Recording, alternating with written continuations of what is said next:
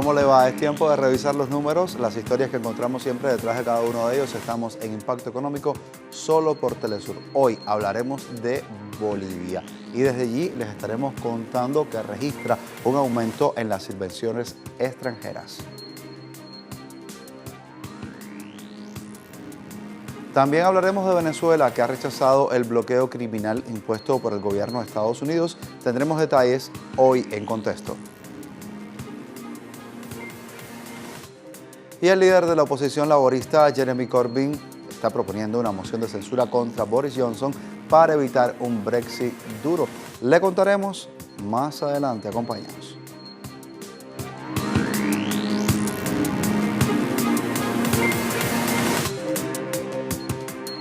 Tenemos a Bolivia en nuestra perspectiva latinoamericana porque se convierte en un país atractivo para inversores foráneos. Registra un notable aumento en la inversión extranjera directa en los primeros 3 meses del presente 2019. Aquí en Impacto Económico, los detalles. Datos difundidos por el Ministerio de Economía de Bolivia revelan que la inversión extranjera directa en el país alcanzó $53 millones en el primer trimestre del año, superior a los 16 millones registrados en igual periodo del pasado año. Los receptores de esos recursos fueron principalmente hidrocarburos con $98 millones, la industria manufacturera con 81 millones y otros servicios con 27 millones, los cuales representaron el 96,7% del total de las inversiones. Los esfuerzos del presidente Evo Morales para convertir a Bolivia en una potencia industrial no se detienen. Recordemos que en 2018, su administración firmó acuerdos para la industrialización del litio entre la empresa estatal Yacimientos de Litios Bolivianos, conocida como YLB, y 2 empresas extranjeras. En esa línea, el mandatario boliviano destacó recientemente que solo el proyecto concertado con el grupo alemán ASI Systems implica la construcción de más de 40 industrias que abarcarán desde la extracción de la salmuera hasta la fabricación de baterías de ion litio. Según informes oficiales, suman más de $4.000 millones las inversiones de corto plazo ya comprometidas para la cadena industrial del litio, entre el gobierno boliviano y firmas extranjeras, entre ellas ASI y grupos chinos. Y en el marco del Plan Nacional para Promoción de la Siembra y Producción del gobierno de Nicaragua, pues ha apostado esa nación para incrementar todo lo que está referido con su producción agrícola. Lo ha dicho el Ministerio de Agricultura y Ganadería de Nicaragua. Han informado de manera oficial que el próximo semestre estarán preparando 10 nuevas variedades de semillas. Como lo escucha, esto significa que van a sembrar nuevos tipos de arroz que sean más resistentes a la sequía, también que son favorables para cultivos futuros. Estas decisiones que está adoptando el gobierno nicaragüense. Importante decir, desde la llegada al poder en el año 2007, el gobierno sandinista ha tenido la producción agrícola como una prioridad y se han incrementado 76% de sus producciones de este sector. Ha agregado fundamentalmente que las capacidades son la base para aspirar a doblar o triplicar los niveles productivos de cara al consumo interno, también de cara a la exportación. Son las predicciones que tiene el gobierno nicaragüense y está basada también en la productividad notada desde 2007 a la fecha.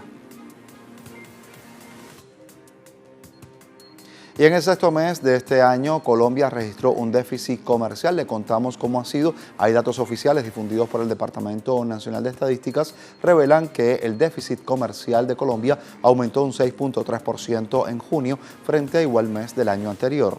Ese déficit del 6º mes resultó de importaciones y fue por una cifra de $3.804.4 millones.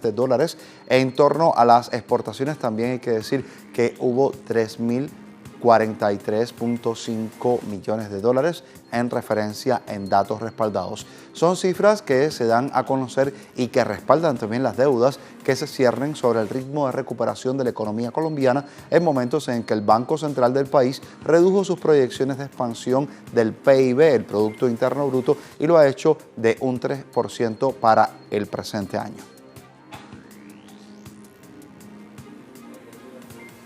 Nos vamos al Caribe insular. La decisión del gobierno de Cuba de aumentar los salarios en el sector presupuestado de esa isla, pues es la que se ha conocido, y a raíz de esa decisión, más de 8.000 maestros inactivos han solicitado reincorporarse a la profesión. Tenemos todos los detalles aquí en este informe.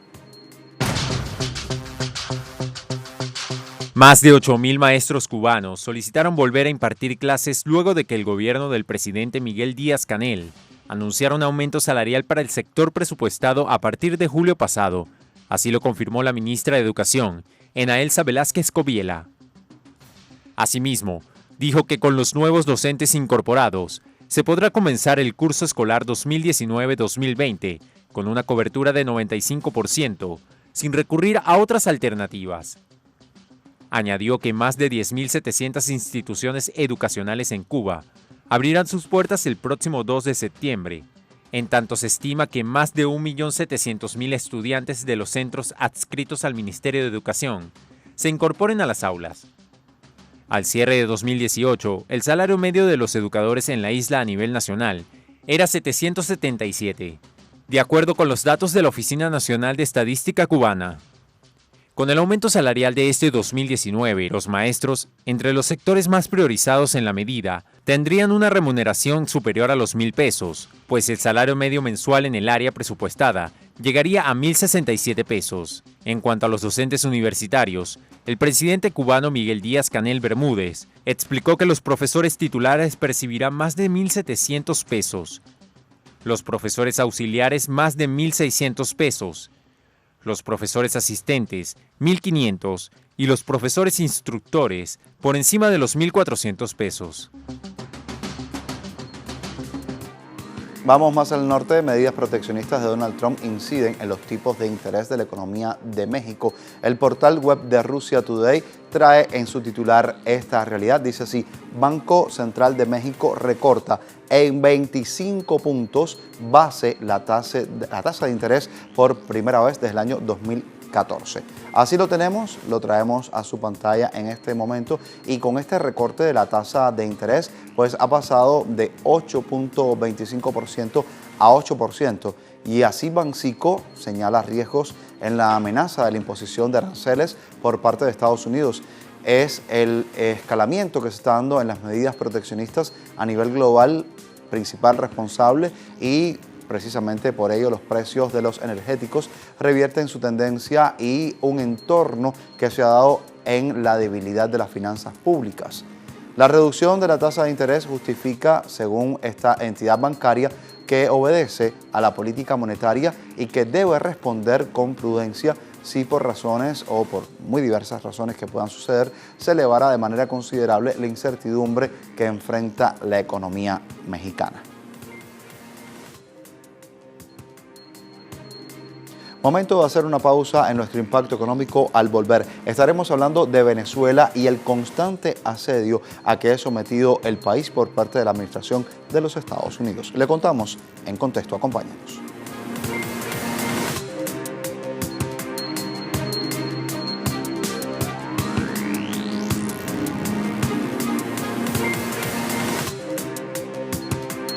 El gobierno de Venezuela denunció y rechazó el bloqueo total y criminal firmado por el presidente de los Estados Unidos, Donald Trump, mediante una orden ejecutiva. El país suramericano es víctima de asedio económico y también del robo de activos petroleros por parte del gobierno de Washington por no estar alineado con su política, con la política de la Casa Blanca.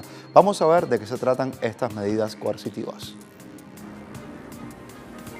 La orden ejecutiva firmada por el mandatario estadounidense Donald Trump prohíbe todas las transacciones e impone un bloqueo total a los bienes del gobierno de Venezuela en Estados Unidos. También impone sanciones secundarias a personas y compañías extranjeras que, según Washington, apoyan al gobierno de Caracas. Así lo advirtió el asesor de Seguridad Nacional, John Bolton, desde la ciudad de Lima, Perú. La orden arbitraria prohíbe los negocios con cualquier entidad, agencia o compañía vinculada con el gobierno venezolano, incluida la petrolera PDVSA. La medida se extiende a todas las personas y compañías bajo la jurisdicción estadounidense, así como sus filiales de compañías extranjeras. También se restringió la entrada al país a personas asociadas con el gobierno de Venezuela. A pesar de que la medida formaliza el criminal bloqueo económico, financiero y el robo de activos de Venezuela, la administración estadounidense insiste en argumentar contradictoriamente que el bloqueo no es contra el pueblo de Venezuela, sino contra el gobierno del presidente Nicolás Maduro. La respuesta del gobierno de Venezuela no se hizo esperar. El canciller Jorge Arriaza indicó que el gobierno de su país trabaja en la construcción de nuevas alternativas para así enfrentar esta nueva orden ejecutiva estadounidense. Esta orden ejecutiva lo que hace es formalizar, así como la de 2017, de agosto, formalizó las acciones que ya estaban en marcha en el sistema financiero contra PDVSA. Esta formaliza el resto de las acciones contra las navieras, las compañías aseguradoras, los proveedores.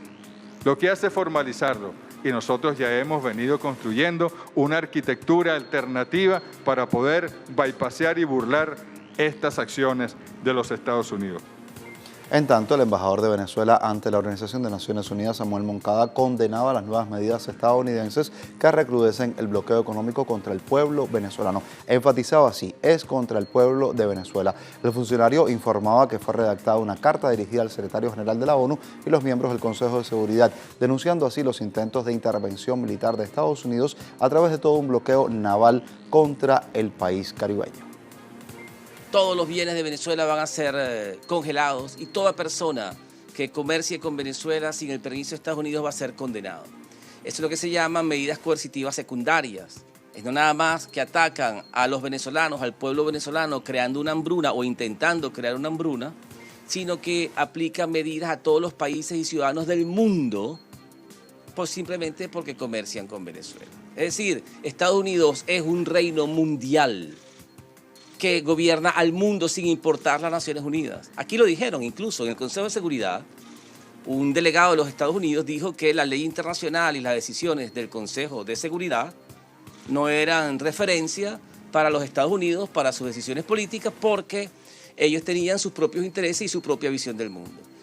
Revisamos el contexto en el que se expresa así el gobierno de Venezuela. Estamos hablando de un bloqueo económico, financiero, comercial. Ha sido impuesto por Estados Unidos y no solo afecta al gobierno, como pretende hacer ver la administración del gobierno estadounidense de Donald Trump. También impacta los derechos humanos del pueblo suramericano y dificulta de manera sensible la voluntad del gobierno de proteger a las personas más humildes. Aquí traemos algunos datos. Venezuela importa la mayoría de los medicamentos necesarios para garantizar la vida y la salud de su pueblo, pero el bloqueo económico, financiero y comercial impuesto por Estados Unidos afecta la adquisición de 46% de las medicinas necesarias. De estas, el 34% provenía de Estados Unidos, el 7% de España y el 5% de Italia, países que se unieron a las medidas coercitivas contra la nación suramericana. Al cerco contra la salud, se suma la hegemonía del gigante imperial sobre las rutas comerciales de las principales navieras del mundo. Ello incrementa las dificultades en el arribo de bienes esenciales para mantener las conquistas sociales de la Revolución Bolivariana. Estados Unidos utiliza el bloqueo económico, financiero y comercial contra Venezuela como un arma de guerra para cambiar el sistema político del país y apropiarse de su vasta riqueza natural. Es una herramienta de sometimiento cuyas pérdidas superan los 30.000 millones de dólares.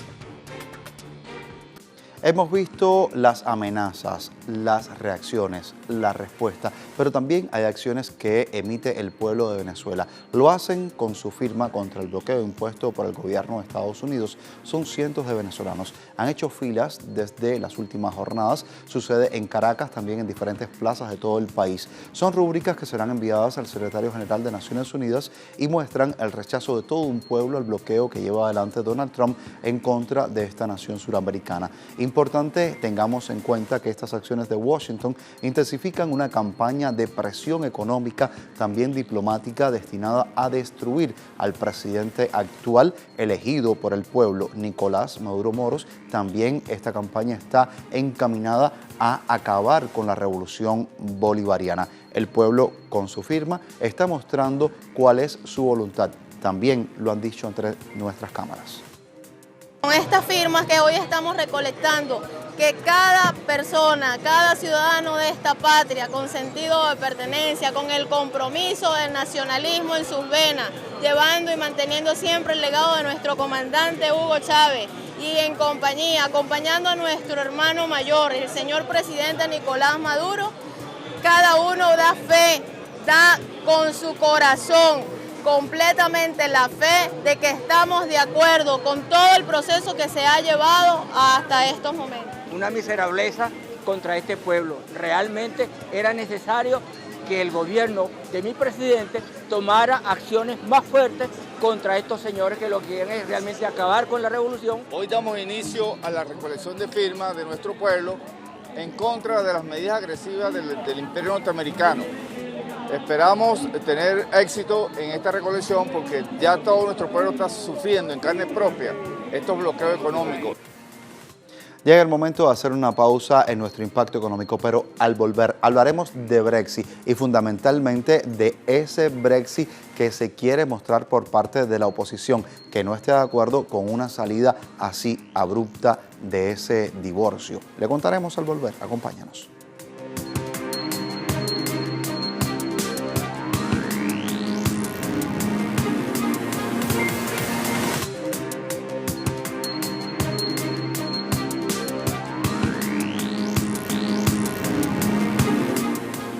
El líder de la oposición laborista, Jeremy Corbyn, se postula como primer ministro interino para evitar un Brexit sin acuerdo. En ese sentido, ha pedido al resto de los partidos del Westminster a que apoyen una moción de confianza contra el gobierno de Boris Johnson.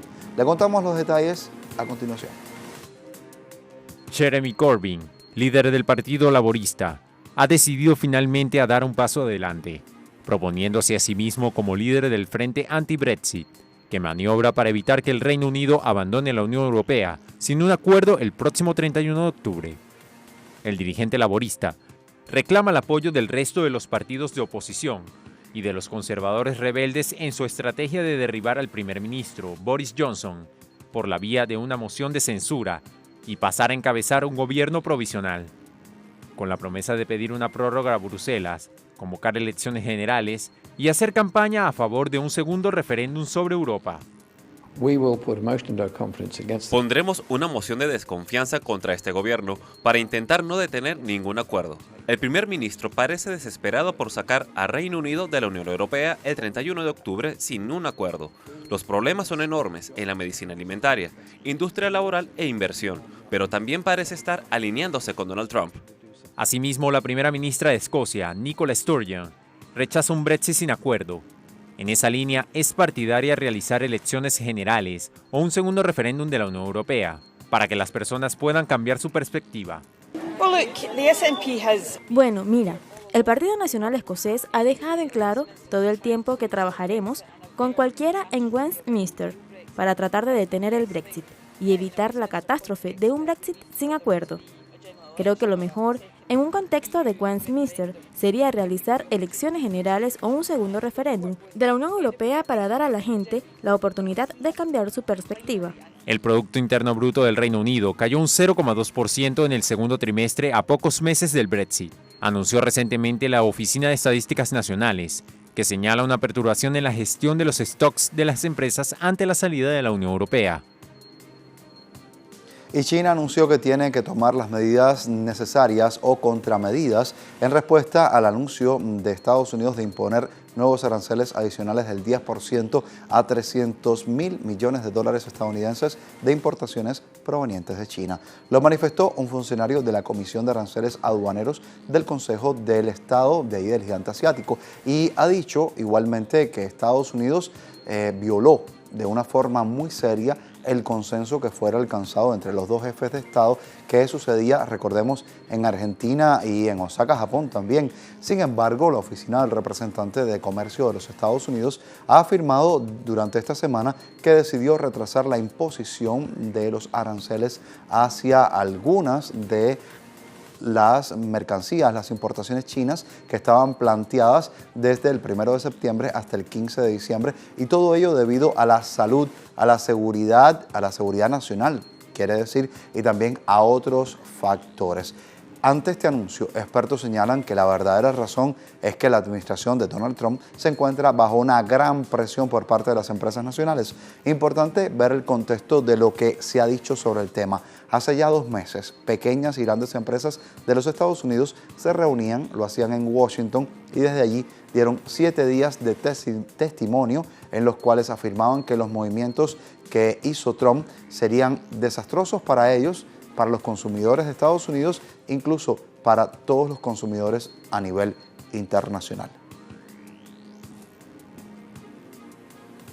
Y la economía de la eurozona registró un débil crecimiento, sucedió en el segundo trimestre del presente año 2019. Traemos datos, fueron difundidos por la Oficina Comunitaria de Estadísticas Eurostat y revelan que la economía de los países de la moneda única pues están en un crecimiento de 0.2% entre abril y junio, la mitad que en el trimestre precedente.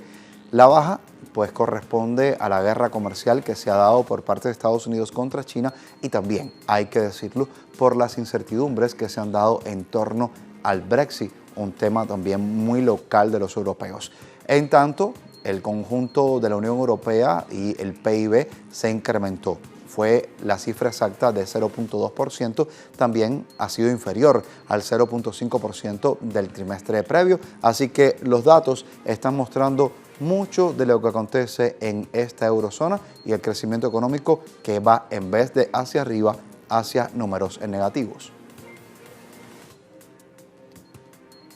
Y la OMC, la Organización Mundial del Comercio, prevé una contracción del comercio a nivel global, será para el tercer trimestre del presente año. Así lo ha dicho la OMC, publicando su barómetro de comercio de mercancías, que se sitúa en 95.7 puntos porcentuales, una cifra que constituye la peor desde la fecha de marzo de 2010.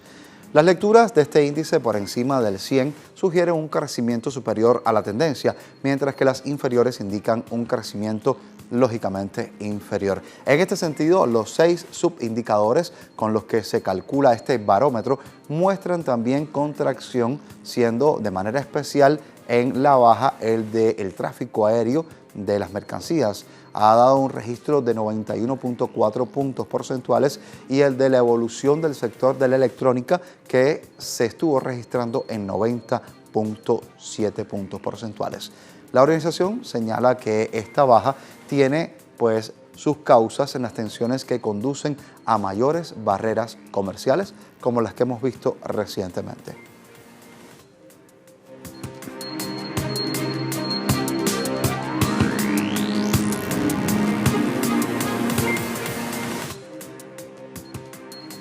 Y al cierre de la jornada mostramos los indicadores que nos mantienen pues al tanto de la cotización petrolera. Tenemos el barril de petróleo intermedio de Texas, el WTI, marcó $54.79 el barril, una pérdida de 0.63%. Barril del Brent, también lo traemos de referencia en Europa, se ubicó en $58.40 con una pérdida de 0.89%. También crudo venezolano, lo traemos al referente en este momento, 384.24 yuanes. Se ha mantenido estable luego de tener una baja al cierre de la semana anterior de 21.06 yuanes. Así llegamos al final. Siempre interconectados nos mantenemos a través de nuestras cuentas en redes sociales. Telesur Impacto E, así estamos, Telesur TV y Osvani Telesur. Será hasta la próxima. Continúe con nosotros.